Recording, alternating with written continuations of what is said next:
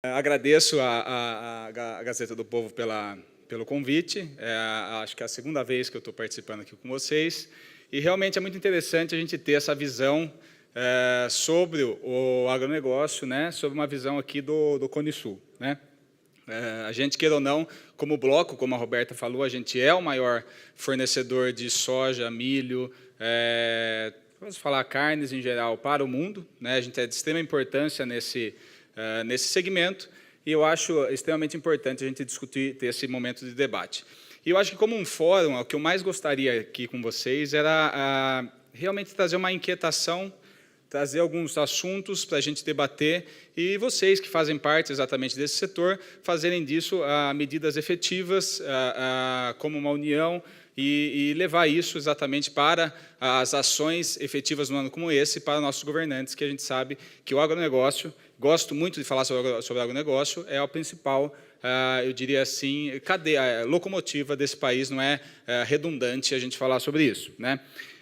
A minha palestra, ela tem, queira ou não, um pouco do viés da produção de grãos, vou falar um pouquinho da projeção da produção de grãos, mas eu gosto sempre de começar a falar sobre o nosso agronegócio e os números, né? Não é segredo para ninguém, só para a gente deixar bastante registrado, que o agronegócio representa hoje 6% a produção agropecuária responde do PIB, 23% é o que o agronegócio em si representa do PIB, e vale lembrar o seguinte, 23% do PIB, porém, esse PIB movimenta muito mais coisa, né? O agronegócio movimenta muitos outros setores, então, assim, não canso de dizer que eu gosto muito de participar desse setor, gosto de debater sobre o agronegócio, né? Eu acho que todos vocês aqui estão exatamente no setor que é o futuro, é o presente e o futuro desse país, ok?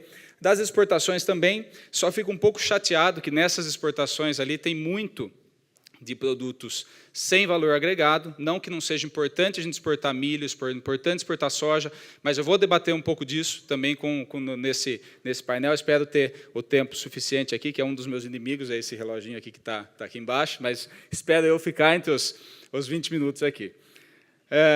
Não tem como falar sobre a projeção da produção brasileira se a gente não der um passo para trás, né?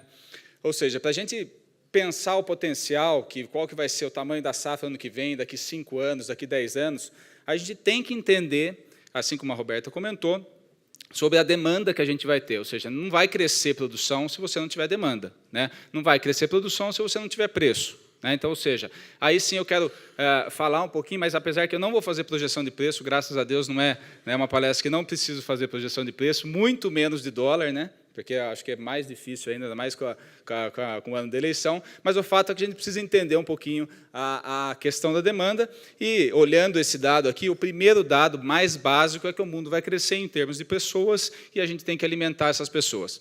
Então, ou seja, demanda em termos de boca para se comer, a gente vai ter no mundo, com certeza, para os próximos, aí, desde 2030, só um dado interessante, nos próximos 50 anos será necessário mais alimento que o total produzido nos últimos 2000.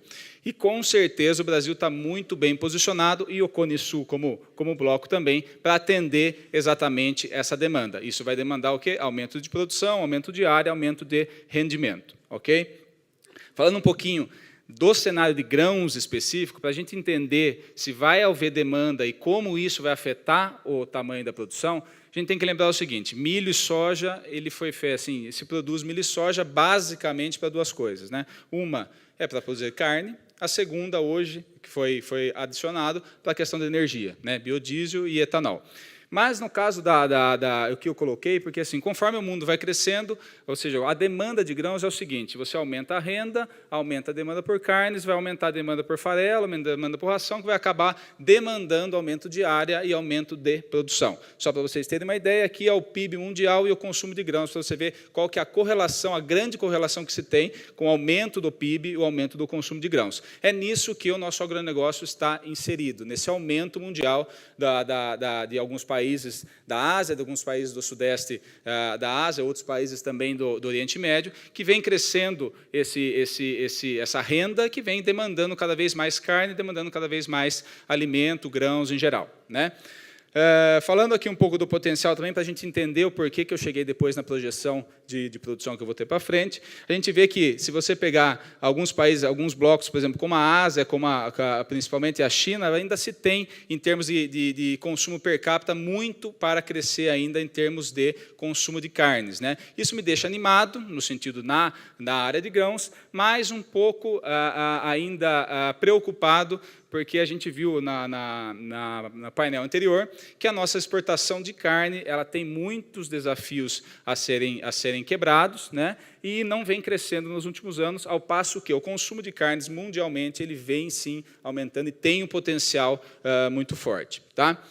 Falando um pouquinho agora já diretamente sobre o mercado de soja, o Giovanni até me perguntou, Glauco, seria interessante você falar, e principalmente se a gente vai conseguir passar esse ano a produção, o Brasil vai se tornar o principal produtor de soja no mundo. Se fosse há 2 meses atrás, eu diria que sim, com certeza, o Brasil seria o número 1.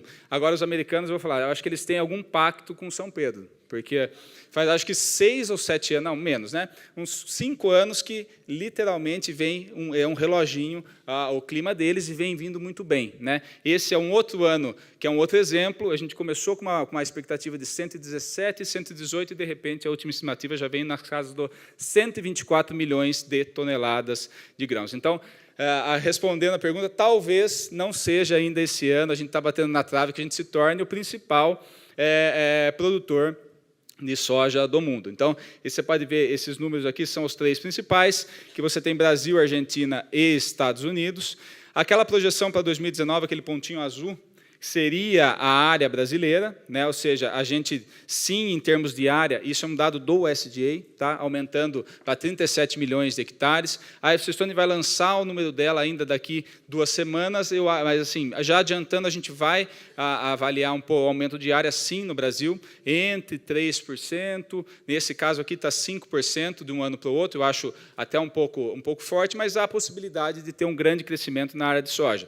Com essa área de soja que o USDA colocou, é muito próxima, talvez a da FCStone fique um pouquinho abaixo, mas próxima disso, com um rendimento, se a gente se mantiver o rendimento médio de 3,39, nós alcançaríamos, sim, os Estados Unidos, nós produziríamos em torno de 125 milhões de toneladas.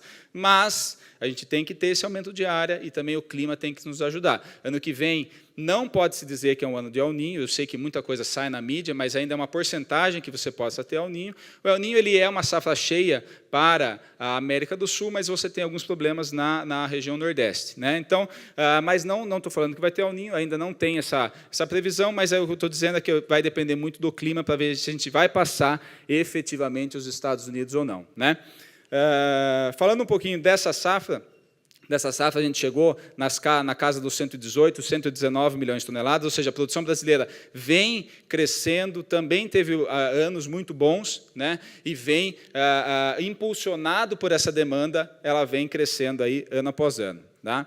Em termos de exportação, vale lembrar que não só a soja, mas depois eu vou falar para o milho também, esse aumento de produção nada mais é que o aumento da demanda por exportação. Não foi o mercado interno que fez a produção de soja crescer. Tá? Então, ou seja, a produção de soja ela cresce e cresceu, vamos dizer assim, até quase, não é exponencialmente, mas assim, com taxas bastante grandes, a área crescendo bastante grande, muito por conta da exportação de soja, muito por conta da demanda chinesa. Né? Me preocupa essa guerra comercial, porque nós estamos ficando cada vez mais dependentes de um país. Eu sei que isso vai ser comentado, talvez, no próximo painel. Mas o fato é que essa demanda chinesa puxa exatamente a nossa produção, né? Isso puxou, em alguns momentos, os preços também na Bolsa de Chicago e no mercado internacional. Hoje o preço interno está alto, muito por causa do câmbio, não é por causa das cotações internacionais, né? Mas muito mais é essa exportação que vem puxando as aberturas de novas áreas, aumento da produção, muito mais até que o nosso mercado interno, tá? Que é uma coisa que me preocupa um pouco. Falando um pouco da dinâmica do mercado de soja, então vocês podem ver aí os principais compradores, isso dados de 2017, 2018 ainda não está fechado. Se você pegar, basicamente, a China consome aí em torno de 75% da nossa soja, 10% é a Europa, mas a Europa basicamente não cresce. Então, se você falar que a Europa tem um potencial de compra de soja, o Brasil não tem. Tá? Realmente, o potencial é ali a China e alguns outros países, como Taiwan, Tailândia, mas é muito pequeno a porcentagem. O fato é que a gente vende soja grão para a China, e isso é o que tem feito a produção crescer e que nos suporta a expectativa para os próximos 5 anos. Okay? Um fato interessante do Brasil, que vocês olham ali, a gente exporta 62% da nossa produção, esmaga 36%. Tá? Os Estados Unidos não é muito diferente, está na faixa de 50-50. A Argentina já esmaga bastante. Né? Ela não tem um mercado consumidor de farelo e óleo tão grande e ela tem uma eficiência maior em termos de logística e posicionamento das fábricas em geral, que faz com que eles esmaguem muito mais. Gostaria que essa proporção brasileira aqui não ficasse 62-36, fosse pelo menos 50-50. Né? Gostaria que o nosso mercado interno aqui fosse mais diria assim, suportado e desenvolvido. Né? Eu acho uma coisa interessante que todo mundo aqui briga por ter uma logística boa, né? E uma coisa que eu ia comentar, mas já adiantando, quanto mais se melhora a logística para a gente jogar a soja no porto, jogar o milho no porto, mais competitivo a gente fica em grãos, é verdade, porém mais esse grão está indo para fora. Né? Se você comparar hoje as fábricas de esmagamento, as indústrias de carnes, por exemplo, estão sofrendo exatamente, né? Coisa que o lado da produção hoje foi um pouco beneficiado exatamente por essa guerra comercial. Né? Então, eu acho que alguma coisa tem que ser feita para a gente manter todos os elos da balança, de certa maneira, equilibrados. Né? Então, ou seja, cada vez mais nossa logística está deixando a gente mais competitivo no grão, para a gente jogar esse grão para fora. E lembre-se de uma coisa, para que a gente exporta soja, para que a gente exporta milho? Essa é uma pergunta. Ou seja, se a gente está exportando soja, está exportando milho, mas não está aumentando nossa exportação de carne, o que está acontecendo? Alguém está produzindo a proteína animal que a gente deveria estar produzindo aqui. Né? Então, se a gente exporta 77% da nossa soja, 62% da nossa soja, 77% vai para a China, é para eles produzirem suíno lá, né? Coisa que a gente deveria estar produzindo suíno aqui. Enfim, algo, como eu comentei, para a gente discutir, é algo que o mercado trabalha dessa maneira e é algo para a gente realmente sair um pouco da zona de conforto e pensar um pouquinho sobre o mercado de soja. Um pouco da dinâmica ainda, aí agora do esmagamento, boa parte, 36%, 40% da nossa soja é esmagado aqui no mercado interno, apesar de a gente ter perdido um pouco esse share do esmagamento, mas isso também suporta o crescimento, que não é só a exportação, apesar de ser o maior, mas isso também vai suportar o crescimento da produção, a gente tem uma demanda crescente. O esmagamento do Brasil vem crescendo, menos do que a exportação, mas vem crescendo. E no caso de óleo e farelo, o óleo de soja, esse sim fica a maioria no mercado interno, a gente tem reduzido nossas exportações e muito por conta da questão do biodiesel. O biodiesel, apesar de ser um programa que no longo prazo eu tenho dúvidas com relação a biodiesel, etanol, mas no médio prazo, vamos dizer assim, pelo menos nos próximos 5 anos, é algo que vai suportar e vai ajudar o aumento da área e da produção de soja e milho no Brasil. Então, você pega aí o óleo de soja, que é esse gráfico lá da ponta, a produção, o consumo interno vem crescendo, e boa parte disso, se você olhar naquele outro gráfico, é aquela barra azul seguindo sobre a barra cinza, que é o aumento da porcentagem de biodiesel dentro do consumo de óleo de soja brasileiro. A produção de carnes, que é o consumo de farelo, vamos dizer assim, essa não vem crescendo muito, foi mostrado também nas exportações, e eu acho que isso é um fator bastante, um ponto de atenção para a gente realmente pensar, porque a gente precisa, na minha opinião, reforçar também esse mercado para a gente ter uma sustentabilidade maior para o longo prazo na produção de soja. Falando um pouco da produção de milho agora também, queira ou não, o milho, boa parte dele também é para se fazer a ração, que vai fazer a proteína animal. Mas, olhando basicamente para a produção, você vê o seguinte, existe uma mudança de dinâmica na produção de milho. Vocês estão nesse mercado, vocês sentem isso, que é exatamente a mudança da primeira safra para a segunda safra. Hoje, a primeira safra basicamente não cresce, até decresceu nos últimos anos, mas a produção total de milho cresce. Por quê? Porque basicamente é a segunda safra que vem crescendo muito no Brasil, com a introdução até da mudança, até da produção, não só no Paraná, mas também indo para para o Mato Grosso. Então, isso explica bastante. Se você pegar em 2000, 53% da produção se encontrava no Sul, hoje 53% se encontra no Centro-Oeste, né? E essa é uma tendência, ou seja, não vai mudar, na minha opinião, essa tendência, e conforme a gente aumenta a área de soja, principalmente no Centro-Oeste, você vai aumentar também a área de milho safrinha. Esse ano você tem uma concorrência com o algodão, que também está numa situação boa no mercado, mas o fato é que assim, você tem uma tendência de aumentar cada vez mais essa segunda safra de grãos. Grande problema de você aumentar a segunda safra e no Centro-Oeste. Foi comentado aqui que o maior consumidor, ou seja, o maior mercado de carnes, a maior produção de carnes fica onde? Fica no Sul, né? Então, hoje, se você for pegar, nós não temos um problema de estoque de milho, apesar da quebra de safra. Tem muito menos estoque de soja do que estoque de milho.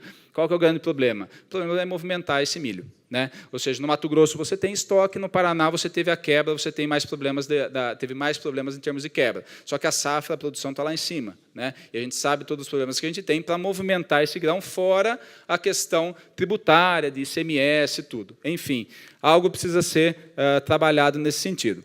Na dinâmica de milho, se você olhar a demanda, apesar do mercado interno ser o principal consumidor desse milho ainda no mercado interno brasileiro, você teve ali que o grande crescimento dos últimos 10 anos, nessa década nossa aí, foi a exportação. A exportação ela cresceu de 2009 para 2019 mais de 300%, apesar de ainda não ser o maior mercado. A demanda interna é o maior mercado. E a demanda interna cresceu 43%. Né? Então, a gente teve, o que puxou também esse aumento da produção do Mato Grosso é uma sequência. Lá você teve a segunda safra lá, o perfil voltado muito mais para a exportação. Né? A exportação traz uma liquidez maior em termos de vendas antecipadas, a indústria teve que se adaptar, hoje também está comprando mais antecipadamente, mas o fato é que esse crescimento aí dos últimos anos é muito em conta da exportação. E não porque o nosso milho é barato, tá? Não pense que a gente só exporta porque o nosso milho é barato. Se você olhar nesse gráfico, em termos de preço, que está a B3 e a CME, você vê que nos últimos 3 anos, basicamente, o nosso milho aqui no mercado interno é mais caro que o milho no mercado interno americano. Tá?